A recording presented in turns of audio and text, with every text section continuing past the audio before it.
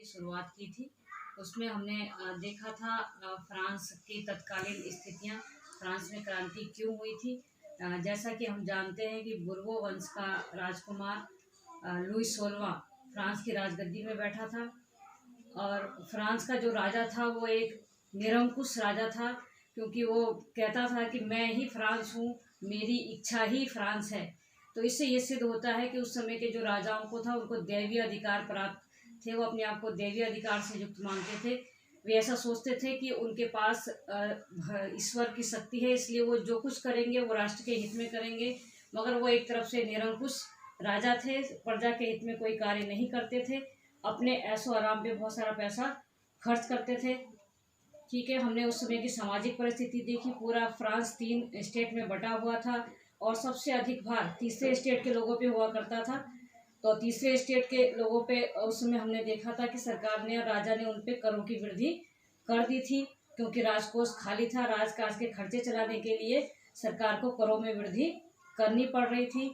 ठीक है, और उस समय एक और स्थिति थी। उस समय 1789 में जो स्थिति थी, उससे पहले फ्रांस में 1715 में जो जनसंख्या थी वो थी 2.3 करोड़ की वहाँ जनसंख्या थी। उसके बाद 1789 में उनकी जनसंख्या बढ़कर 208 करोड़ हो गई थी।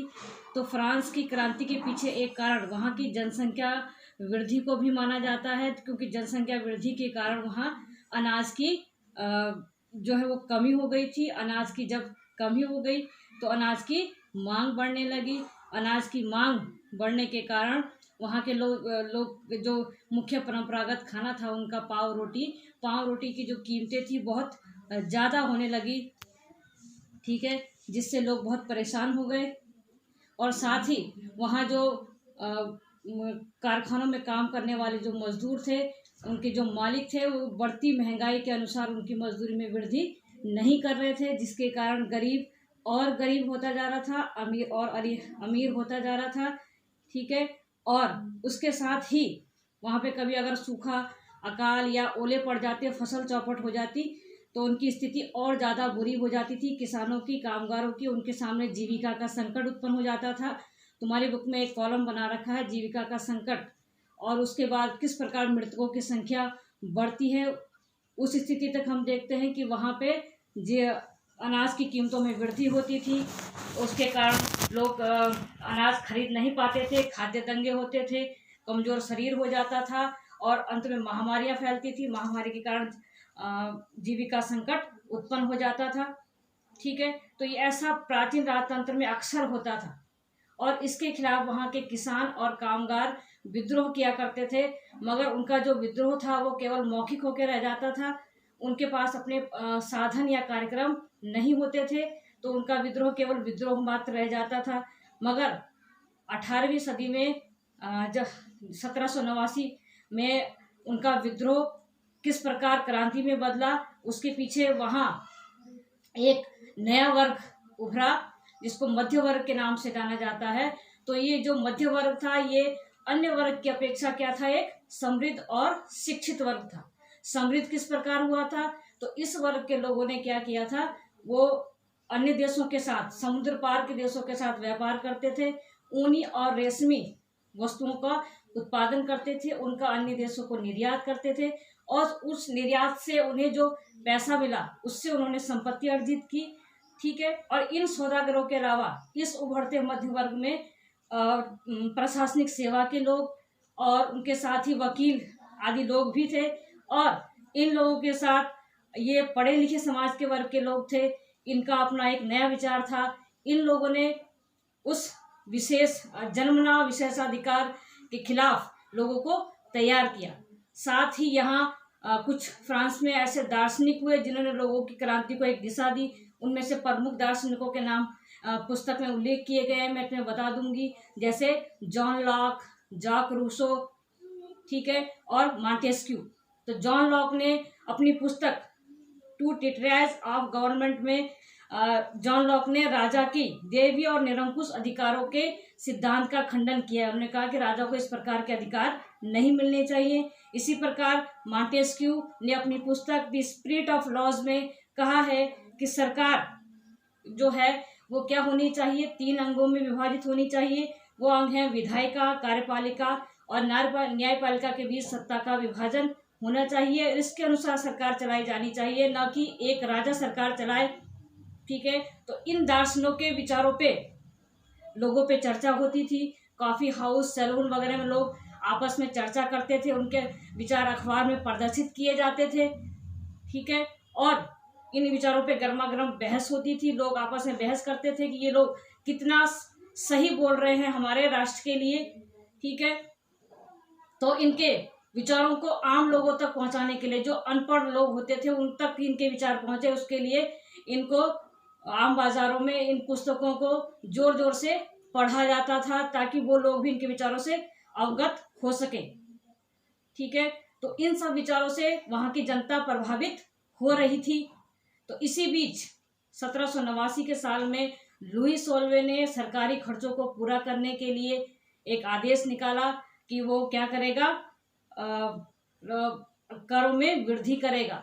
और करों में वृद्धि का मतलब था सीधे सीधे तीसरे स्टेट के लोगों पे क्या होना था, कर का बोझ बढ़ना था। तो तीसरे स्टेट के लोगों के साथ वैसे ही क्या किया जाता था, भेदभाव किया जाता था। प्रथम और द्वितीय स्टेट के लोग बिल्कुल भी कर नहीं देते थे, केवल तीसरे स्टेट के लोग कर देते थे। इसलिए लुई सोल्वे के करों के वृद्धि के जो फैसले से क्या हुआ, विशेषाधिकार वाली व्यवस्था के विरुद्ध एक बार फिर जनता भड़क उठी, जनता में गुस्सा फैल गया। ठीक है, और इसके साथ ही करों में वृद्धि करने के लिए फ्रांसीसी क्रांति का जो तात्कालिक कारण, हम जब आता है क्वेश्चन कि फ्रांसीसी क्रांति का तात्कालिक कारण लिखिए, तो करों में वृद्धि करने के लिए लुई सोल्वे ने क्या किया था, उसने करों में वृद्धि करने के लिए वहां की एक प्रतिनिधि सभा हुआ करती थी, एस्टेट्स जनरल, उसकी बैठक बुलाई थी। ठीक है, इसमें तीनों वर्ग के प्रतिनिधि भाग लेते थे।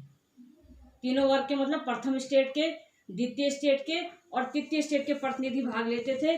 तो इस सभा की जो पिछली बैठक थी वो 1614 में बुलाई गई थी। उसके बाद से 1789 तक अब तक इसकी कोई बैठक नहीं बुलाई गई थी। तो करों में वृद्धि करने के लिए राजा इसकी बैठक बुलाता था। तो इसकी बैठक 5 मई 1789 को लुई सोल्वे के द्वारा इसका अधिवेशन फिर से कराया गया, और इसमें प्रथम स्टेट के 300 लोग, द्वितीय स्टेट के 300 लोग और तृतीय स्टेट के 600 लोग इसमें प्रतिनिधि के रूप में सम्मिलित हुए। और जो इसमें स्त्रियां थी, किसान थे, कामगार थे, उनको इस बैठक में प्रवेश लेना उनका वर्जित होता था, वो इस बैठक में भाग नहीं ले सकते थे। मगर उन लोगों के लिए भी, जब ये बैठक वर्साय के महल में हो रही थी, तो उन लोगों के लिए भी उन्होंने अपनी 40,000 मांग पत्र की सूची भर के इस अधिवेशन के लिए दी थी। ठीक है, तो इस बैठक में जब तीसरे स्टेट के लोगों ने बात रखी, जो एक क्या थे, शिक्षित वर्ग के लोग थे, उन्होंने कहा कि इसमें सभी वर्ग के लोग, इसमें क्या होगा, बराबर मतदान किया जाएगा। मगर उस समय जो इसकी व्यवस्था थी, इसमें ऐसी व्यवस्था थी कि जो एस्टेट जनरल की बैठक होती थी, उसमें प्रत्येक वर्ग का केवल एक ही मत हुआ करता था। यानी एक वर्ग का एक मत, दूसरे वर्ग का एक मत और तीसरे वर्ग का एक मत। तो ठीक है, तो स्टेट के तीसरे जो स्टेट के लोग थे, उन्होंने कहा कि हम इस प्रथा को नहीं मानते हैं। प्रत्येक वर्ग का क्या होना चाहिए, अपना अलग अलग मत होना चाहिए। यानी सभी को, जितने भी लोग इस प्रतिनिधि सभा में भाग ले रहे हैं, सभी को मत देने का अधिकार होना चाहिए। और यही बात जॉन रूसो ने अपनी पुस्तक द सोशल कॉन्ट्रैक्ट में भी उठाई थी। तो उनकी इसी बात से सहमत होकर तीसरे स्टेट्स के लोगों ने कहा कि हम इस बैठक का बहिष्कार करते हैं, क्योंकि इसमें राजा लुई सोलवा फिर वही पुरानी प्रथा को लागू करने जा रहा है कि प्रत्येक वर्ग एक एक मत देगा, मगर हम इस बात से सहमत नहीं हैं। इसमें क्या होना चाहिए, सभी वर्ग के लोगों को बराबर मतदान करने का अधिकार होना चाहिए। और इस बात को कहकर तीसरे स्टेट्स के जो लोग थे, जो शिक्षित वर्ग के लोग थे, पढ़े लिखे वर्ग के लोग थे, उन्होंने इस बैठक का बहिष्कार कर दिया और वो टेनिस कोर्ट में इकट्ठा हुए और उन्होंने कहा कि हम क्या हैं, फ्रांस के राष्ट्र के प्रतिनिधि हैं। और अपनी एक नई सभा का उन्होंने गठन किया, जिसको नेशनल असेंबली के नाम से जाना गया। और नेशनल असेंबली की यह सभा जब बनी उस समय पूरे फ्रांस में क्या हो रहा था, भयंकर आंदोलन चल रहा था। पूरी फ्रांस की जनता आंदोलित हो रही थी। इस आंदोलन में जो जमाखोर लोग थे वो बहुत फायदा उठा रहे थे। वस्तुओं की कीमतें बहुत तीव्र गति से बढ़ रही थी, भुखमरी फैल रही थी, कड़ाके की ठंड हो रही थी। तो ऐसी बहुत बुरी स्थितियां हो रही थी। तो फ्रांस के जो राजा था उसने स्थिति को भांप कर अपनी राजधानी पेरिस में उन्होंने लोगों को एक सेना भेजी, और उस सेना ने वहां इकट्ठे जब हुए तो लोगों में अफरा तफरी मच गई कि राजा हमारे साथ कुछ अच्छा व्यवहार करने वाला नहीं है, क्योंकि जो नेशनल असेंबली थी वो एक ऐसा संविधान बनाने को संविधान की तैयारी कर रही थी जो संविधान क्या करने वाला था, राजा की शक्तियों को कम करने वाला था। उन्होंने कहा हमें एस्टेट जनरल की तरह ऐसी सभा नहीं चाहिए जहां पर केवल राजा की मनमानी हो। इसलिए उसने नेशनल असेंबली का गठन किया, और ये नेशनल असेंबली ऐसा संविधान बनाने जा रही थी जिसमें राजा की शक्तियों को सीमित किया जा सके। तो जब ये संविधान बनाया जा रहा था तो पूरे फ्रांस में आंदोलन हो रहा था। राजा ने अपने सिपाही भेजे और वो सिपाही बड़ी मात्रा में इकट्ठे होने लगे, तो वहां की सारी जनता सड़कों पे उतर आई।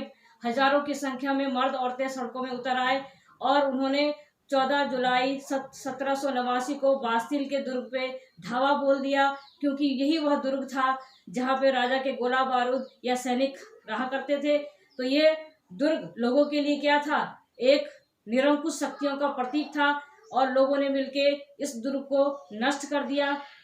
और इसके साथ ही इस घटना को बास्तिल के पतन के नाम से जाना जाता है, और इसी से फ्रांस में क्रांति की शुरुआत हुई।